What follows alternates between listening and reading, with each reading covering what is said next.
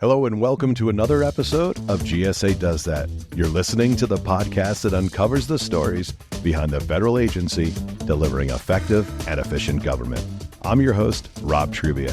In this episode, we take another look into the Technology Modernization Fund and specifically how it's partnering with the Department of Labor to deliver better services for the American worker.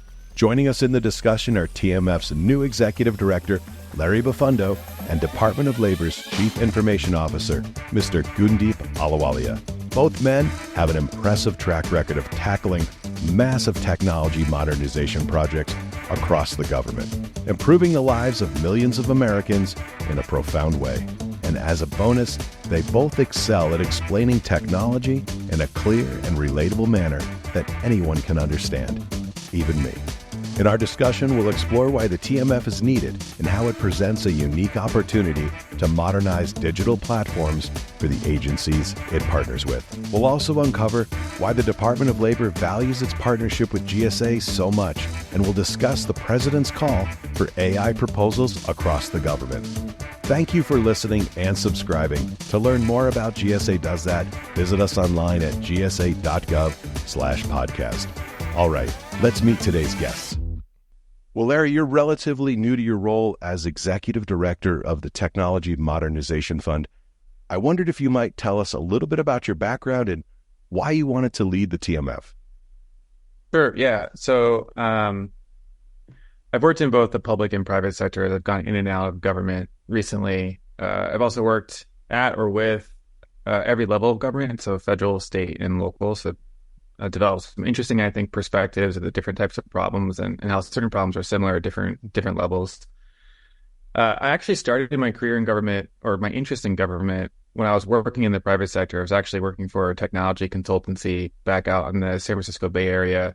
And I got this project that changed my life to design a new voting system for Los Angeles County. And LA County is the largest, most diverse voting district in the United States. And LA County was working with our company and also this design company to just like rethink how voting happens in this like hugely large and diverse jurisdiction. And so for me, that was a really rewarding experience because it resulted in a system that completely transformed the voting experience for those people in LA, but also all the business processes that support it. And it was first used in the 2016 election at scale. And so this is like a real tangible thing that I helped make. It is out like supporting a huge pillar of our society and government. But more importantly for me, it was like a real eye-opener for all the different things that I was doing in the private sector and like the huge need for it in government. And, coming from a background, my mom was an immigrant from Italy, when they came to the United States and with her sisters relied on some government programs to get their start here. And so I've always been really interested in mission and helping people and giving back. So that was just like one of those moments where set me on a trajectory that, I'm at today. Most recently, I was at the Department of Labor where I know our guest, Gundeep. At Department of Labor, I was working with Gundeep on an effort to modernize the nation's unemployment insurance systems. And really briefly, if you don't know much about the unemployment insurance system, clearly it was strained during the COVID-19 pandemic. There were a lot of people who were suddenly jobless. The system wasn't necessarily built for that scale or that level of responsiveness, needing to change on a dime. And because of the antiquated legacy systems that states depend on, there's a lot of, fraud, which has undermined the confidence of that program. And so this effort was really aimed at how do we use funding and technology to strengthen the system by working with independent states that make up the UI program. So the Department of Labor provides funding and oversight, but the states themselves own their technologies and run the programs. So I'm sure we'll talk more about that and all the work that Gundeep is doing today at the Department of Labor. But for me, that was an interesting experience to see how do you move a system as a whole forward when it's made up of all these different entities that have their own agendas and capabilities and limitations. And I kind of see a similar set of challenges and opportunities here at the federal space at TMF, which is where I'm at now. So I've been at TMF for about 6 months. This is actually my second time at GSA. And for me, it was interesting to see if I could build on the lessons learned from working with states, in this case, working with federal agencies, but also, how do you use funding as a lever to show what good looks like and help other organizations move towards it. And also using funding as a lever to help introduce or incentivize good digital practices that make systems and organizations more effective. I always wondered, who are the people that do these massive projects who change things like a federal website that serves, millions and hundreds of millions of people, and it's a guy like you and a guy like Gundeep. So this is exciting. That's what I love about this podcast, is understanding these types of processes and people who are behind them. It sounds very much like this is a calling for you. You're on mission, and I think I'm sure TMF is just thrilled to have you. For our listeners who've maybe never heard of TMF, or shameless plug here, on back in September 23, we did do a podcast about TMF. It was, kind of the 40,000 foot level a little bit. We got into some of the details, but for those who don't know what TMF is, Larry, I just wondered if you might give us a little TMF 101. Just what is the Technology Modernization Fund? Yeah, I'll give the 10,000 foot view really quick. So the TMF is a program that provides federal agencies with funding and support that helps them modernize technology effectively. Like that's the top line mission. So we were established in 2017. The program is a lot more mature. We now manage over 950 million in investments across more than 30 agencies. So we have a pretty broad view now of the federal enterprise. And so what the TMF does, and like what I think is unique about this program, TMF is like, provides agencies with not only flexible funding sources to adopt more of a continuous approach to modernization. We'll talk more about that later. But also like hands-on resources and support through the TMF PMO, and also by connecting agencies to the TMF community and organizations like Gundeep's that have gone through some of these challenges effectively and can help learn from them. Well, speaking of Gundeep, Mr. Gundeep Ahluwalia is our second guest on today's episode. Gundeep is the Chief Information Officer for the Department of Labor. Gundeep, thank you for joining us. Oh, thank you for having me. It's a pleasure. I wondered if you just might share with our listeners a little bit about yourself and what your role is at the Department of Labor. Oh my God, how many hours do you have, Rob? We try to limit it to 8. Well, it's so glad to be here. I've had the pleasure of working with Larry, both when he was here at Labor as well as in his current role as well. So I am a Generation Zero immigrant. Came to the United States, landed at Dulles Airport in the year 2000 with a small amount of money that my father still refuses to write off as a loan. Typical immigrant story sort of emerged from there. A lot of people mentored me, threw balls at me that I, of course, working hard and all of that is a prerequisite. But I remind people that you cannot hit a ball if nobody throws you one. So have been incredibly lucky to be surrounded by a group of very good professionals who took me under their wings and sort of got me to where I am today. I've still spent maybe 2/3 of my career in the private sector, right? I've done a lot of projects in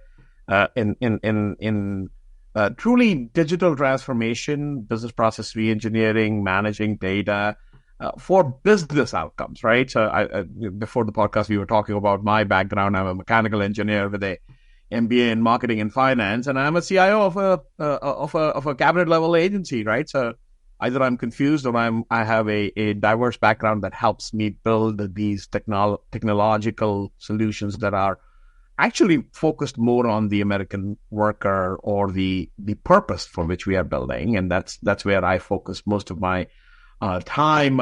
I have two daughters. One of them is just graduated University of Virginia.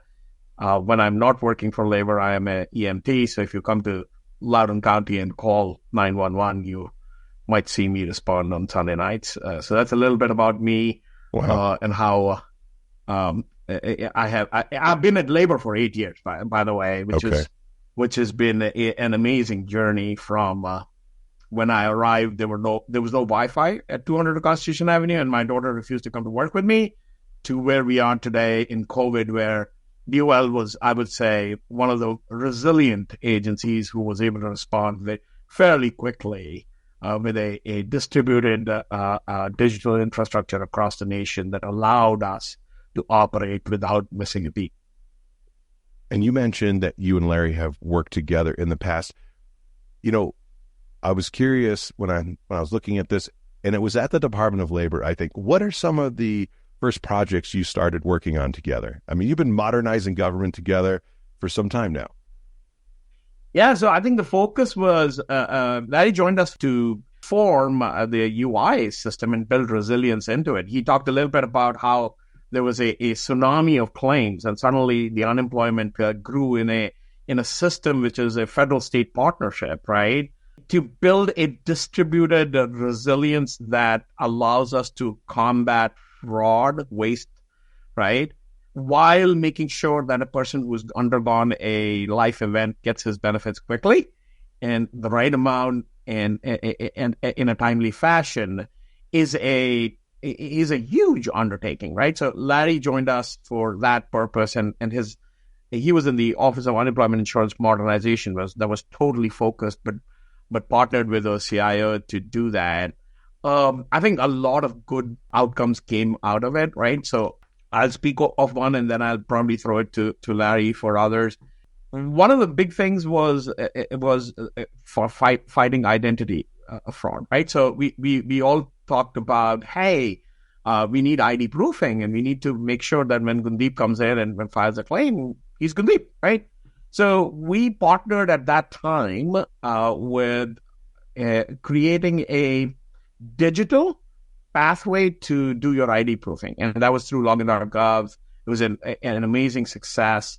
But then Larry and I and the teams got together and said, like, hey, we need to create a non-digital pathway as well, right? See, sometimes we technologists get enamored with only the digital pathways. So then we actually tied up and created a partnership with the United States Postal Service. Guess what? 95% of the U.S. population is within 5 miles of a post office, right? And they did not miss a single day of delivering your mail, even during the pandemic, right? So if Gundeep starts getting Rob's unemployment checks, guess what? Who will know first, right? So we actually utilized and created a non-digital pathway for folks to go into the local post office and do a ID proofing over there so that their claims can be paid in a timely fashion. And that reduction in fraud or fighting fraud upfront has a downstream effect on freeing up resources in the state so that they can focus on difficult claims, right? They're not chasing stuff that is basic in nature. That itself is now in, I think, 12 states, if I have the number right. And more than 200,000 people have made taken benefit of that service alone, right? So that's just one of the pieces that Larry and I worked on. I'll throw it over to him because there was a ton of things that we did in order to build resilience into the system. Yeah, sure. I mean, well, the other thing that I wanted to just mention is that due in part, largely, I think, to Gundeep's leadership, the Department of Labor, I think, has it's tied for the most investments, TMF investments among the whole federal community. I think there's 6 DOL has right now. And what is super interesting to starting that we're starting to see is like we'll be talking to an agency about TMF and how to approach the process, and they'll have questions about how to navigate it. Often they're concerned about how should they be framing the opportunity to make sure that it's competitive and that the TMF board finds it competitive and decides to fund it. And more often agencies are saying like, and we're going to talk to DOL about how they did it to see, examples of like how they've approached this problem, and also how they positioned it with the TMF, which I think is great. Like that is that's an organic thing that is happening now, partly because of, Gundeep and his team, but also very much along the lines of what we want to cultivate among the TMF portfolio. The reality is that in the federal government and also among states, we tend to look at things as if all these organizations are unique, and they are. They're all at different points of modernization. They have different stressors, different policy environments, et cetera. But there aren't that many unique problems in government. Often these agencies are solving similarly shaped issues. And so, it's really great to see, that happening organically where agencies are learning from each other and making connections, because we should be doing that. We should be not rebuilding things on our own, and we should be leveraging each other and our knowledge and our successes and our lessons learned to move faster, but also do it more efficiently and safer. And so that's been really interesting to see. This partnership has been amazing, and it has evolved, right? We were one of the first awardees. Not many people know this, but the first stop to get a temp worker into the country is the Department of Labor. It's not USCIS or the Department of State or CBP, right? Those come further downstream in that business process. So yours truly, who's landed at Dulles Airport through the H-1B program, has we used to import a currency like paper at the Department of Labor and issue labor certificates to people through snail mail, and that were just stapled to an application that went to USCIS, right? So that was the process for decades. Now, using the MF funds, what we did was we eliminated that security-like paper, and now it comes in, the labor certificate is sent to you like a boarding pass from United and says, you can proceed to the gate, and USCIS already has your information, right? And that lost security paper, this is the program I came through, okay? That lost security paper, the program actually framed it and is sitting in my office. That's one of my prized possessions, and that is sitting on my desk, right? So those are the kind of opportunities that TMF board has opened up through these investments. And look at the focus on customer experience there, right? I mean, you're waiting for snail mail and now it just comes into your email and you don't have to worry about it. You proceed to the next step. That's the kind of experience that people are expecting from the government. Yeah, you're talking about life-altering processes, doing things in a different way, changing lives, changing families. These are really big things. Larry, will the TMF ever just say shut down a program because it's not reaching its milestones, or there comes a point where like, this isn't worth the investment at this point, the way this is going, we need to retool, or you need to come back to us at a later time? Does that happen? Yes. I mean, it's not we don't expect that to be a typical case, right? It should be an exception, but that's part of the design of the program, right? All this is supposed to be a competitive process that the TMF board, it looks at these different opportunities through and determines which of these things are the most important opportunity to invest in. And as I said, agencies need to show value throughout their milestones across the multi-year funding schedule associated with the proposal. And if they're not, then the TMF board needs to consider like what's the right action to take from a investment management standpoint. So that board serves a group of it's like a group of investors keeping an eye on their investment, making sure that it's going where it needs to go, so we can continue to invest and feel good about it. Is that right? Yeah, that's right. I do want to highlight one other thing though, in the sense that our team at the TMF, so the TMF Project Management Office, we have a team of folks that are dedicated to the proposal process. So they're working like hand in glove with agencies around their idea. We help them prepare for pitches to the TMF board. So we're in there working with them, like helping them refine their messaging, like shaping the slides, making sure that they can answer the right questions, right? We make recommendations to the board and we try to prepare our agency partners the best we can to help deliver that message, because it's important that they deliver it ultimately, because they're going to be owning these things, right? We also have a team of people who are dedicated to investment management. So once an agency gets the money, that's not the end of the relationship. I mentioned before that, they also get funding incrementally over the life of their investments, not all up front. Our team is working with them throughout that entire schedule, helping them understand, what challenges are you facing? Are you on track for your milestones? Do these milestones need to change? And so I just want to emphasize that, while the TMF board ultimately makes decisions around, funding and whether or not to continue funding an idea, the TMF PMO, I would say, is certainly a partner, if not an advocate for all these agencies and their investments. Like, we all want them to be successful. So you're acting as consultants and investors, both. Yeah, and I from the other side, I'll tell you that is exactly how the PMO is, right? I mean, they've been, and it has evolved. We were one of the first TMF awards, and we have had a TMF award as recently as a few months ago, right? So that PMO team and how the processes and procedures within TMF board have evolved is amazing, right? I mean, the first one it was not a smooth process, right, in the beginning, but now the PMO board is not only guiding you like a Sherpa, right, but the handover to the investment management folks is pretty good too, right? Then we know what milestones are hitting, and quite honestly, we are very transparent with the board, right? If we are not going to if we are going to miss a milestone, the way the process is set up right now, Rob, we will come in and say like, hey, we are about to miss a milestone. Here's the risk that has materialized. Here is my mitigation strategy, and here is how we are going to address it, right? So not many projects run aground, at least from a DOL perspective, because of those processes. Yeah, a lot of checks and balances. Gundeep, I want you to explain something to me because I know you've got decades of experience in the private industry. Can you help me understand how are modernization challenges different in the government versus private sector, or maybe they're not, and maybe you can use one of your projects that you're partnering with TMF to kind of highlight that. I'd really like to understand that. I thank you for calling me old, Rob. That was okay. Nicely done. Experienced, Gundeep. Experience. I know. Yeah.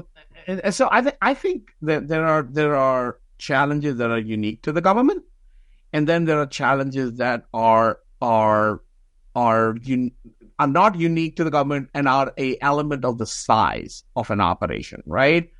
So let me start with the second piece first, right? When you have to reform a part of the immigration system, right, like the labor certification, or you have to think about collecting data from 401k plans in order for lost and found kind of databases for the general public, right?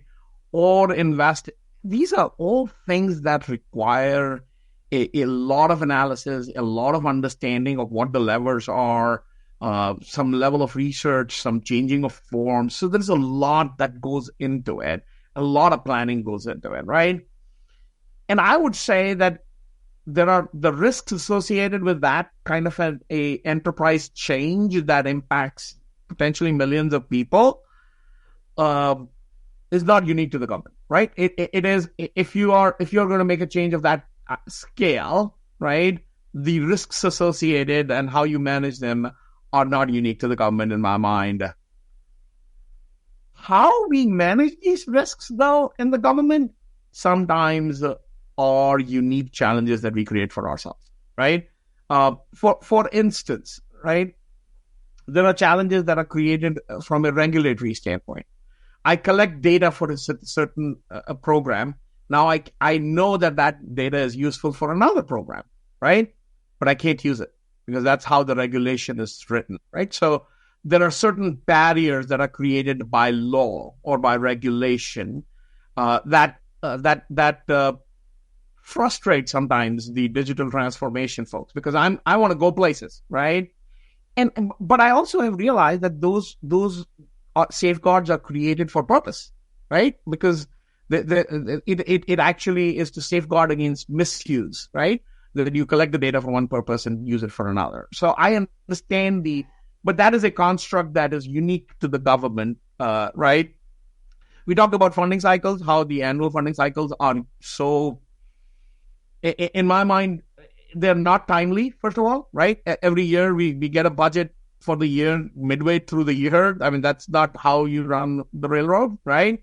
So there is that issue that is unique to the government, I would say. Now, the working capital fund and TMF are ways to sort of get around, not get around, but help with that problem, right?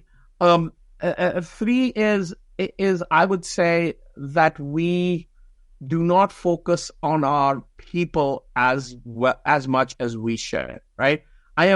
It's always about people, right? People who are delivering the solution, people who the solution is meant for, right? So we do not focus on customer experience, employee experience, right? We expect a person who Ubers through an app to come to work, and then we give them 3 screens at work and say you have 5 applications to do your work at home in the office. Oh my God, right? It blows their mind. So it's not only about the customer experience, it's the employee experience as well. So don't forget people. And I think sometimes we are unable to respond. We do not focus enough, in my mind, on the people that we serve and the people within the government who are serving them, right? So I think that's a unique challenge. Yeah, I mean, I think a lot of what you said resonates. I do have a perspective on this too, and can connect it a little bit with something that we're doing at TMF. So, I mean, I also worked in the private sector. I worked with a lot of banks, financial institutions, and saw some similarities when I came into government that those organizations had, large enterprise technology, legacy components, scale, complexity, and bureaucracy. Like some of the things are the same, right? But this is how I also think about it a little bit differently. In either case, whether you're working for a company or you're working for a federal agency, technology is just a tool, right? It is just a tool. And so let's ask ourselves, how is that tool used in different ways? In the private sector, you use technology to expand market share in general, right? Make money, right? Sure. In the public sector, you're using technology to deliver on a policy, right? So your outcomes are really only going to be as good as that connection between technology and policy. And in some cases, technology can only do so much if the policy constraints are, significant, right? So I think that's one thing to consider. An example of this, like in government, you can't just think entirely about value. You can't just optimize for value. You have to be thinking about how do you remove the constraints that you face, policy or otherwise, to help you deliver the best outcomes as possible. So an example of this is just take the voting system I mentioned earlier. The government can't pick and choose its markets. Like a private sector firm would say, we're going to build a product that does X, Y, Z and focuses on these users. Well, for a voting system, you can't decide you're not going to support differently abled individuals who need to interact with the service in a specific way. You have to accommodate that. And so you have to balance all these trade-offs. And that's how I think system design is so much more complex and challenging in the government than in the private sector. It's just one example. And so another piece here is I really think about this space more in terms of how do you identify the constraints holding back the system and which constraints can you most effectively address in your time here in government, since many of our challenges are going to continue past us and are in some cases generational, right? How do you identify the most compelling constraints and how do you remove them? One of the things that TMF I think is doing, and I'm excited about, aside from the funding constraint, is also helping agencies think more in terms of outcomes, right? And that's challenging because organizations, one, historically have not always thought in that way. I think we still define success for IT modernization efforts in terms of features and functionality delivered as opposed to measurable results. This is something I know that Gundeep has been leading the charge on at DOL. And in a lot of cases, agencies just don't have baselines. So if you ask an agency to say, with this investment, show us how you'll demonstrate that this is better, the comparison is difficult because they're not able to compare it with a comparable metric, right? And so they have to establish the baselines as well. So one of the things that TMF is doing is building tools and resources as part of the proposal and investment management relationship that I mentioned earlier that helps organizations think more in these ways and also reference metrics and tools and strategies that other organizations have put in place, other federal agencies have used in that domain. So if you're an organization that's using the TMF to get funding to improve your website, a customer experience effort, we want you to know about what are some common but compelling CX-oriented metrics that you could reference and how other organizations have used them, and what's the toolkit and or systems that you need to actually leverage those to demonstrate value and better make the case both internally within your agency for additional funding and support for these efforts, as well as demonstrating the return on investment on your TMF project. As we start winding down this episode, Gundeep, I really want to hear from you because Larry mentioned the things you're doing at DOL. Will you tell me a little bit about what gets you excited every morning to come to work, the things that you're trying to change? And I'd like to hear big picture, like how you see government evolving and modernizing in the world of IT? Yeah. So I will tell you, Rob, the number of things that the Department of Labor does, from keeping mines safe to doing workman compensation claims for 2.5 million federal employees. Another investment that TMF board has just made is on that workman compensation claim system, to the immigration space that I spoke about, to flying drones and inspecting oil rigs in OSHA, to buying sheep in Northern Africa through our Bureau of International Labor Affairs, to managing a $23 billion worth of training grants, right? That's a portfolio that we manage. With everything you just explained, and I know you have 6 investments that you said with TMF, it sounds like you'd like to have about 12 or 18. Absolutely, Rob. You read my mind. And also, I would remind the viewers and the TMF board that we are a AAA student. We have always hit our targets and have repaid all the money that we were supposed to repay. So, yes. A great partner, for sure. Before we do end this podcast, Larry, I've got to ask you about AI. President Biden recently announced a call for AI proposals. I'm guessing this has got TMF excited and busy. How does AI and this proposal request affect you and your team? Well, it's certainly, so yes, we did have recently a AI call for proposals. We're seeing a tremendous demand in general for the TMF, just the past couple of months, but specifically for AI. So there's a lot of AI-driven proposals working their way through the process currently.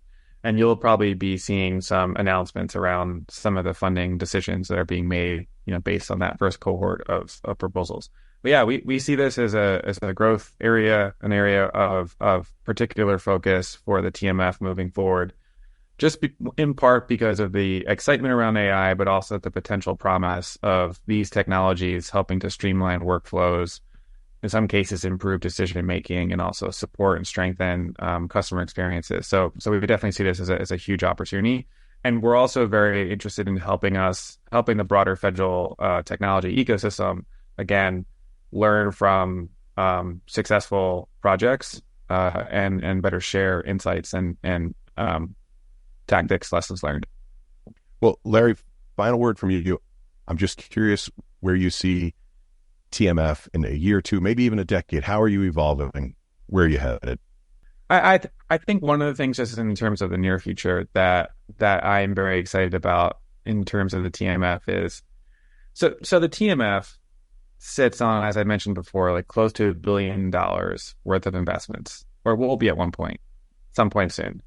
And over, more than 30 agencies, that's an interesting sample size. And we are uniquely positioned, I think, to understand some pretty interesting things like federal IT spending patterns, how much things cost, like where are agencies spending money, who is the money going to, where are agencies seeing traction from a modernization standpoint, and on what fronts, how, what aspects are transferable or relatable to other organizations, how do we enable that?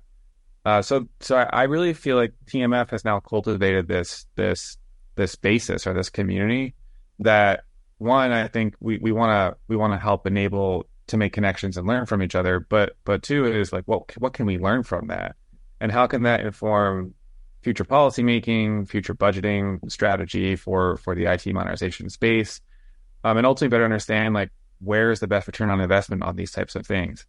I don't think the TMF portfolio is a one-for-one reflection of the federal technology enterprise, but it's a pretty significant sample again, and I think it deserves our attention. And I'm really excited about the insights that TMF can start to generate around this growing ecosystem. Well, this is our second podcast talking TMF. I can tell you there'll be a third sometime down the line, and we'll look forward to catching up with you again, Larry. Gundeep, thanks for taking the time. You're a fascinating gentleman to talk to. Thank you for your service to your country. and all the great things you're doing for the American worker. And Larry, it's great to get to know you, and congratulations again on your role with TMF.